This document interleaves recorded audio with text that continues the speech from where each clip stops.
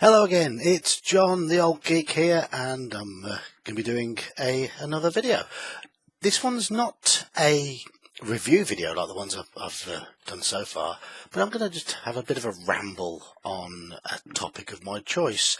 And for this one, I've worn a specific t-shirt. Have a look at it. There's my COVID spread. If you make that out, it's all about stupid people and stupid things that people believe. But I am going to be mentioning stupidity,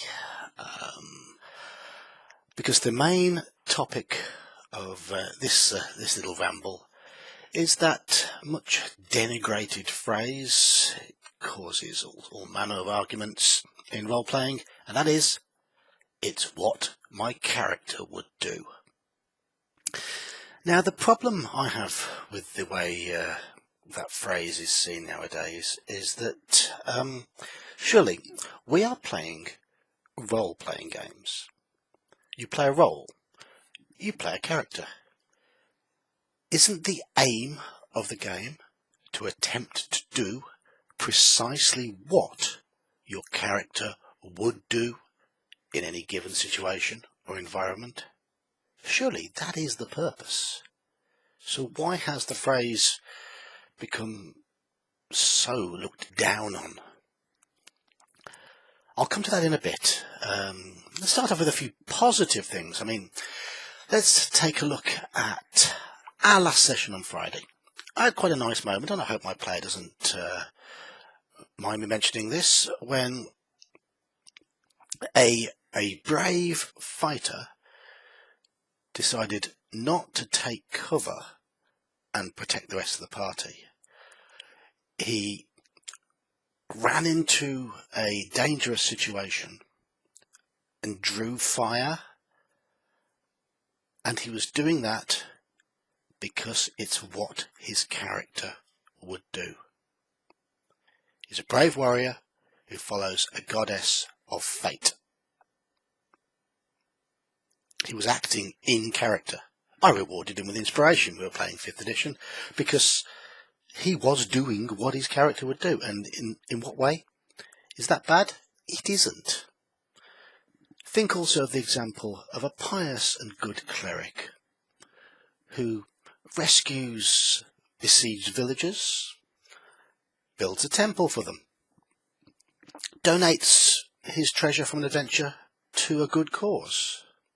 Again, he's doing what his character would do. And then there's a bard who spends a couple of evenings drinking in a tavern, getting to know locals in order to find out a few stories, maybe pick up on a few interesting bits and pieces, but also try and glean information about the area to help prepare for the next quest. It's good play, and again, it's what the character would do. It's a phrase that should be seen in a positive light. The problem is, too many idiots use it to justify being an idiot. Now, I'm going back a year or two for the idiot example. I don't care if this player watches this video, he probably won't. But I started running a short fill-in campaign for a group, and I requested the party had generally good aligned characters, because the adventure I'd got lined up to fill this particular section of time, it worked better with a good aligned party. This particular player had decided he wanted to play a chaotic evil character, and I said no. So then he rolled himself another character, and he wasn't particularly happy with his stats. We know that he cheated to try and get different stats, and he ended up with a character who he'd written neutral good on the character sheet, given his character 6 wisdom and 6 charisma, and then tried to justify torturing and interrogating children, claiming that his character wouldn't know any better. It's what his character would do because he's not very charismatic, he's not very pleasant, and he's not very wise. still a good guy. This, of course, wasn't a particularly popular move with the other players, and I vetoed it. I said, no, you're not going to do that. We're not having that. At which point he threw a hissy fit, said his character sat down and refused to go adventuring. My character wouldn't be interested in this adventure. Now, here we come to the crux. He made his character like that.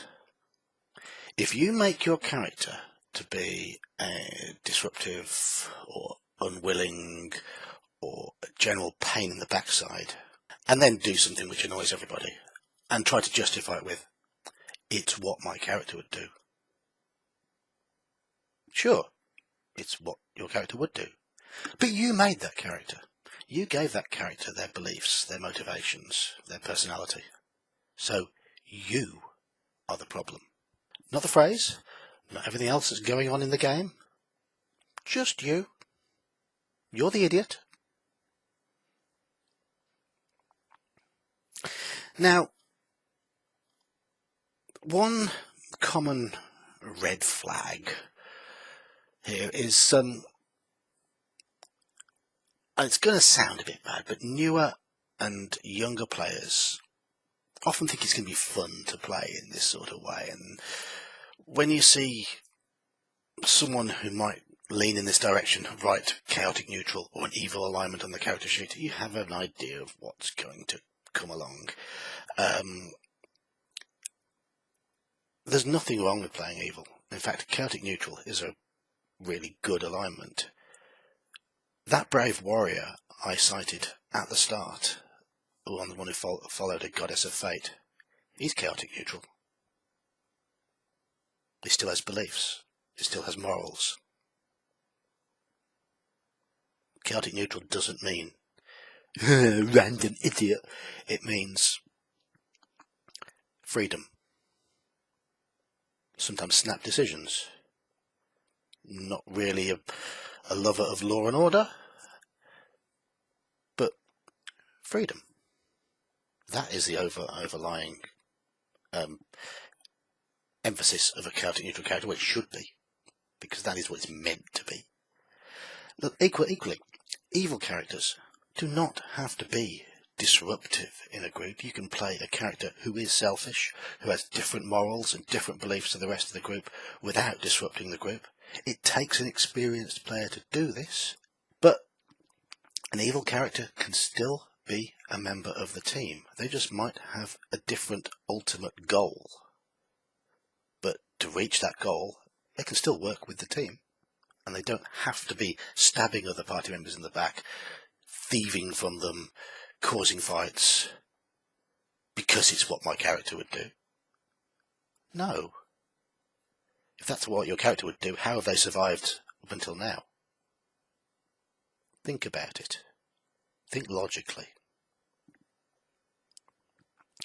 Now, one slight problem, I think, in D&D and most role-playing games were designed with the idea of teamwork. In order to succeed, the party should be working as a team.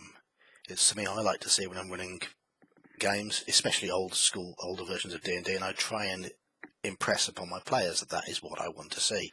Because characters in older games tended to have more defined niches. Your fighter was there to do the fighting. Your thief was there for the traps. Your cleric was there for healing and protection. Your wizard, your magic user, was there for magic items and big whiz-bangy spells. And the idea was you blended all those together to get a party that works. Now, there's a lot less niche protection in character classes nowadays, which I feel may well have undermined teamwork, which possibly might give rise to some of this sort of behaviour where there's less emphasis on the party having to operate as a team, which encourages bad behaviour. Now, working as a team, that's the ideal way to play a campaign. There's absolutely nothing wrong with conflict, characters that don't get on in one-shot adventures, short scenarios which aren't designed to go much beyond 1 or 2 sessions. I recently ran a Call of Cthulhu adventure where all of the characters had different motives and different ideals, and it worked really well, and it was really nice to see the players doing what their characters would do and having these conflicting ideals. And there was one character that didn't like any of the other characters. That was baked into the adventure, and I wanted to see how that would play out. But it didn't matter because it was a one-shot. If this sort of stuff goes rumbling on week after week after week, it's going to cause issues. Anyway, I think I've probably digressed a little bit. I made my point really early on. It's what my character would do, should be what we strive to achieve. But sadly, because of idiots, it's a phrase that is now looked down upon. And that's a crying shame. Well, that concludes this little ramble. I probably said not a lot in far too many words, but have a comment below. Tell me what you think. Do the like and subscribe thing. Keep me going. Keep me interested. And maybe I'll go back to doing a review next time. Probably another one in the UK series. But for now, happy gaming. Good night.